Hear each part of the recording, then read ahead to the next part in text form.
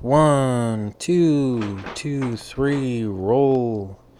Again, that's 4,360 consecutive days since August 2008 is when the regiment started through mandatory high-tech pharmaceutical technology issued to me in a mandatory at least every 24-hour ingestion. Side effects include sudden death, among all else down towards impotence, and etc. Sudden death, seizures, several billion million different heart attacks, strokes, etc. Sudden death that I mentioned, sudden death, irritable bowels, blindness, deafness, loss of all senses, etc.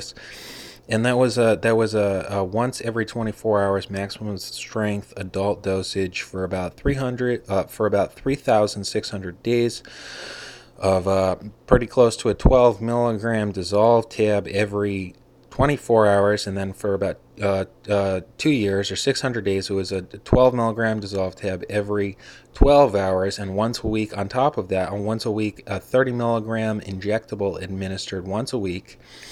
So again, for 600 days or about 2 years, right in the highlight of my 3,600, which is now on overtime at 4,360 days. We did 3,600 of risperidone, which side effects include sudden death. And again, each dose stays in your system for 90 days. So if you'll imagine a 12 milligram every 12 hours with a 30 milligram administered once a week, and it all compiles up for 90 days, it stays in your system.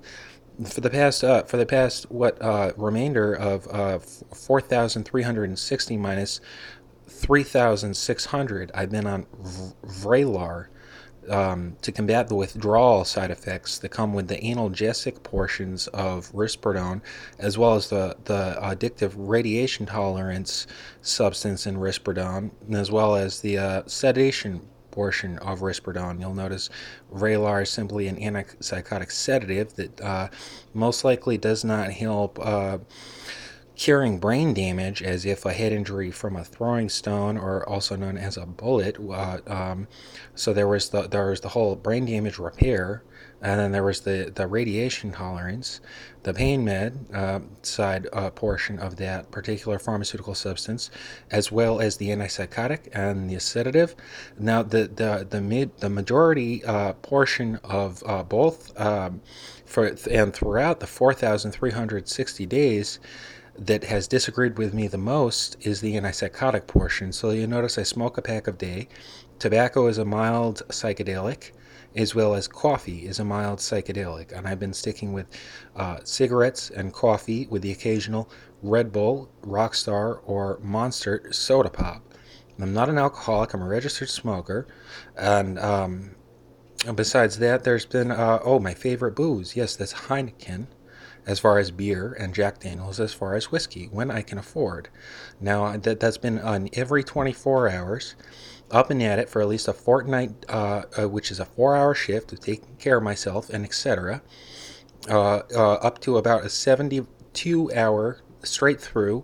And that doesn't mean cease to ingest the pharmaceutical substance, the high-tech medicinal technologies that may cause sudden death at any given moment, especially within the first 15 minutes of ingestion, right? But it does mean 24 hours consecutively for 4,360 days straight. I've been technically in the quote-unquote awake state with no vacation and minimum pay.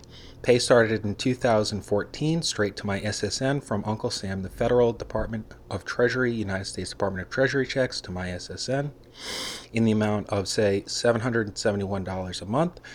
And here I have rent due, rent owed every month for the minimum of $721, or $725 out of $771, leaving me a $40 spending limit every month, and an EBT of, say, 190 food credits issued by Connecticut State every month. So that is the minimum pay, 190 food credits with a $40 of USD standard, what I choose to spend on